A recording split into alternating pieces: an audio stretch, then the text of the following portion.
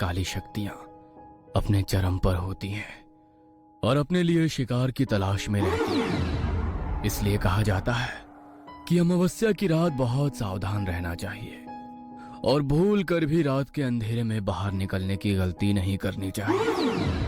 लोग जब ये सब बातें बोलते थे तो मुझे ये महज उनका अंधविश्वास लगता था। मुझे भूत प्रेत और उनसे जुड़ी कहानियों पर कभी विश्वास नहीं होता था। लेकिन मेरी जिंदगी की उस एक अमावस्या की रात ने मेरी सोच को हमेशा के लिए बदल कर रख दिया। बात तब की है जब मैं 17 साल का था। गर्मियों के दिन थे।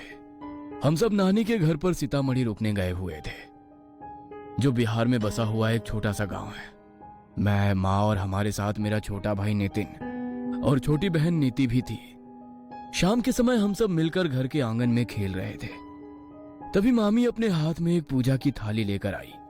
उन्होंने घर की चौखट के बाहर जाकर दीवार और दरवाजे पर हल्दी के कुछ टीके लगाए और अपने हाथ पर हल्दी लगाकर दीवार पर उसकी छाप लगा दी। मुझे कुछ समझ नहीं आया तो मैंने मामी से पूछा, अरे मामी, ये आप क्या कर रही हो? घर के बाहर ये हल्दी के टीके क्यों लगा रही हो? तभी नानी अपनी लाठी के सहारे चलती हुई आंगन में आई। बेटा, आज रात अमावस की रात है।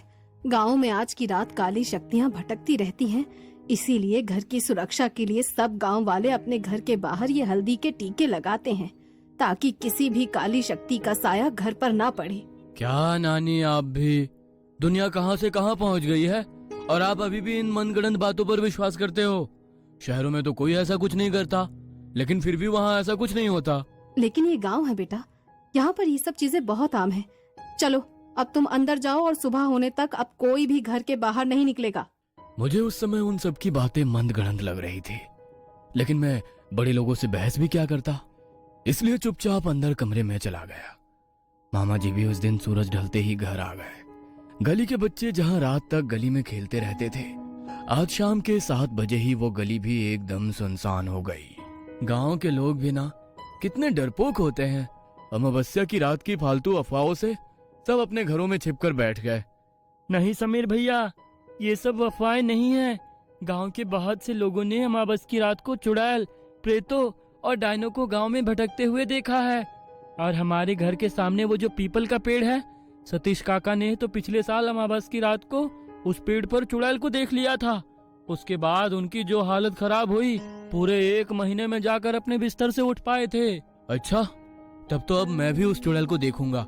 मैं भी तो देखूं वो चुड़ैल तुम्हारे गांव वालों को ही दिखाई देती है या मुझे भी दिखेगी।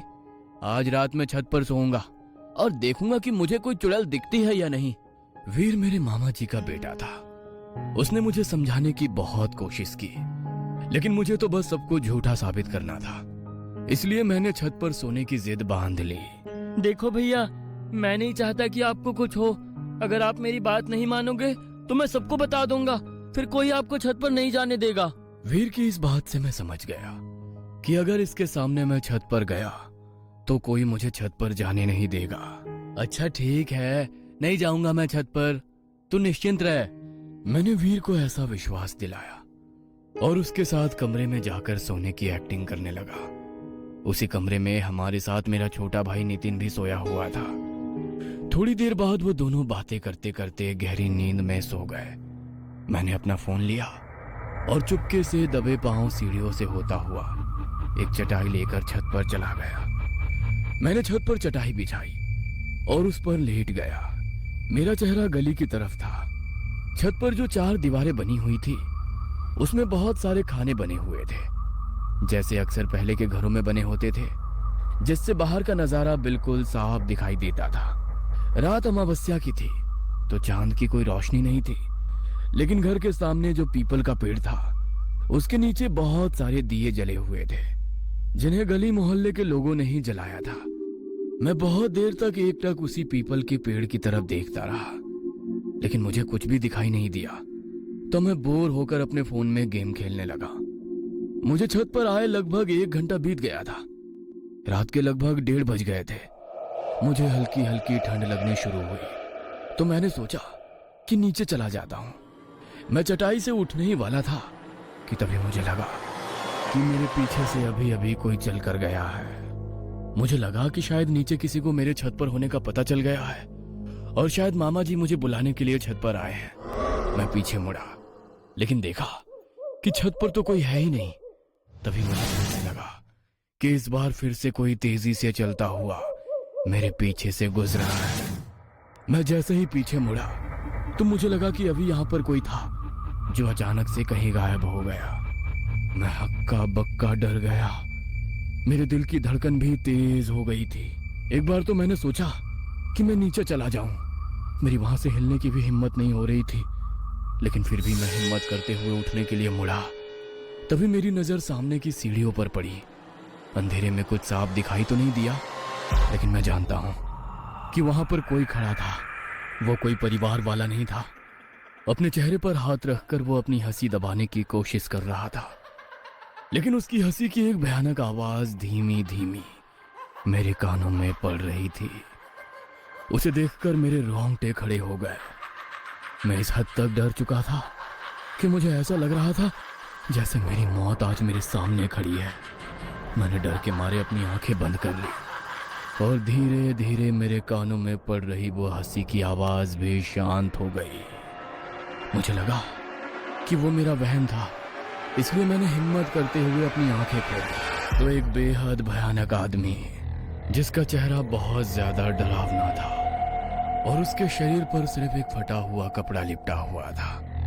वो ऐसा लग रहा था मानो किसी ने कब्र से खोदकर किसी के मुर्दे को बाहर निकाला हो। वो बहुत तेजी से मेरी तरफ हवा की गति से दौड़ता हुआ आया और मेरे शरीर से आर पार हो गया। डर के मारे जो मेरा हाल था वो मैं बयां भी नहीं कर सकता। मैं समझ में नहीं पा रहा था कि मेरे साथ अभी अभी ये क्या हुआ कि तभी फिर से मुझे अपने पीछे से उसी की हंसी की आवाज सुनाई दी। मैं इतना डर चुका था कि अब फिर से पीछे की तरफ भी देखने की हिम्मत नहीं हो रही थी कि तभी वो आवाज धीरे धीरे तेज होने लगी, मानो वो बढ़ता हुआ मेरी तरफ ही आ रहा था। मैंने जरा सी गर्दन घुमाई तो वो बिल्कुल मेरे बगल में बैठा हुआ मुझे ही घूर रहा था। मैंने बहुत जोर से चिल्लाने की कोशिश की, लेकिन मेरी आवाज मेरे गले में ही दबकर रह गई।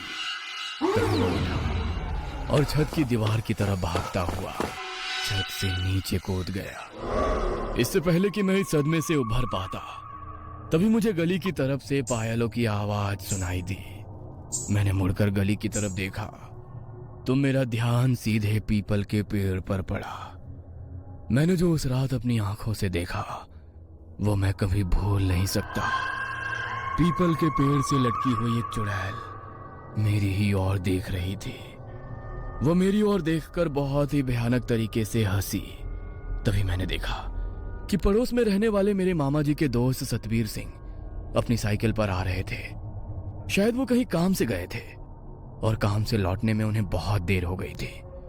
वो अपने घर की तरफ बढ़ रहे थे, लेकिन बहुत घबराए हुए थे। तभी वो साइकिल चलाते हुए उसी पीपल के पेड़ के पास पहुंचे। मैंने देखा कि अब वो चुड़ैल वहां पर नहीं है, पर सतबीर मामा जी को वहां पर देखकर मेरी रूह कांप रही थी। मैं जानता था कि वो मामा जी को नुकसान जरूर पहुंचाएगी। मैंने डर के मारे कुछ पलों के लिए अपनी आंखें झपका ली, लेकिन जब दोबारा आंखें खोलकर देखा तो ना तो वहां पर सतबीर मामा जी थे और ना ही वो चुड़ैल पेड़ पर लटकी हुई थी। मुझे लगा कि अब सब कुछ बिल्कुल शांत हो गया है और सतबीर मामा जी भी अपने घर पहुंच गए हैं। मैं थोड़ा निश्चिंत हो गया, लेकिन तभी मुझे गली से एक अजीब सी आवाज सुनाई दी। मैंने चार दीवारी के उन खानों से पीछे गली की तरफ देखा तो वही चुड़ैल अपने हाथ में किसी के मांस का टुकड़ा लिए खाती हुई भाग रही थी। उस मांस के टुकड़े से खून गिरकर नीचे फैल रहा था। उसने मुझे भयानक तरीके से हंसते हुए देखा और मानो तेजी से दौड़ती हुई हमारे घर की तरफ आने लगी। मैं इससे ज्यादा बर्दाश्त नहीं कर सकता था, इसलिए डर के मारे मैं वहीं बेहोश हो गया।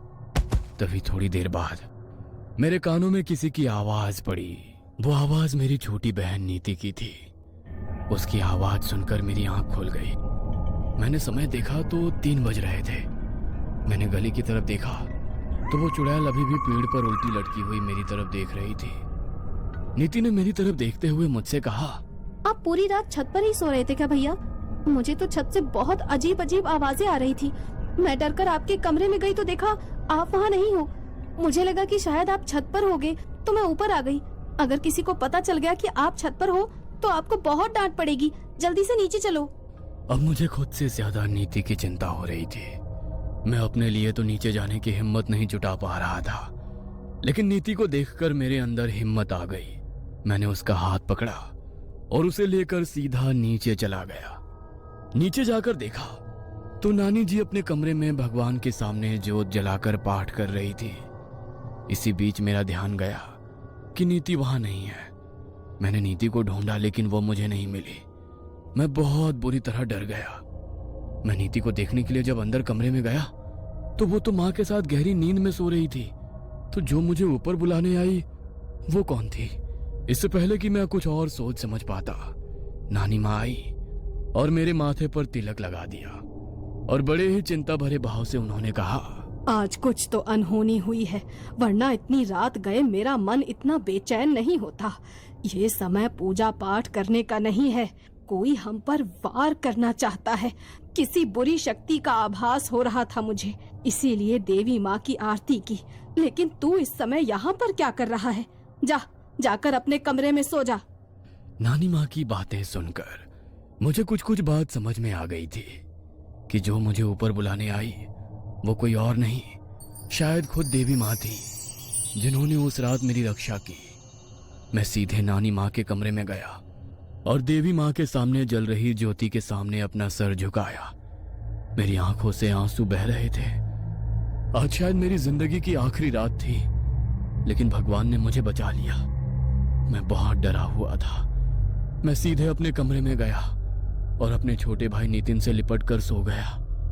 अगले दिन सुबह जब मेरी आंख खुली तो पड़ोस से लोगों के रोने की आवाज आ रही थी। तब मुझे पता चला कि कल रात सतबीर मामा जी चल बसे और उनका पार्थिव शरीर उसी पीपल के पेड़ से लटका हुआ मिला। यह सुनकर मेरे रोंगटे खड़े हो गए और मुझे पूरा यकीन हो गया कि कल रात मैंने जो देखा वो कोई मेरा भ्रम नहीं था। उस रात के बाद मुझे यकीन हो गया कि भूत प्रेत सच में होते हैं और इन शक्तियों पर संदेह करने की गलती हमें कभी भी नहीं करनी चाहिए। मैं उस रात के बाद फिर कभी अमावस्या के समय अपने नाना जी के गांव नहीं गया, लेकिन अभी भी जब भी कभी मैं वहां पर जाता हूं तो वही अमावस्या की रात मेरी आंखों के सामने घूमने लगती है। आज भी गांव में अमावस्या की रात को काली शक्तियां भटकती हैं और जो उनकी चपेट में आ जाता है वो उन्हें हमेशा के लिए अपने साथ ही लेकर चली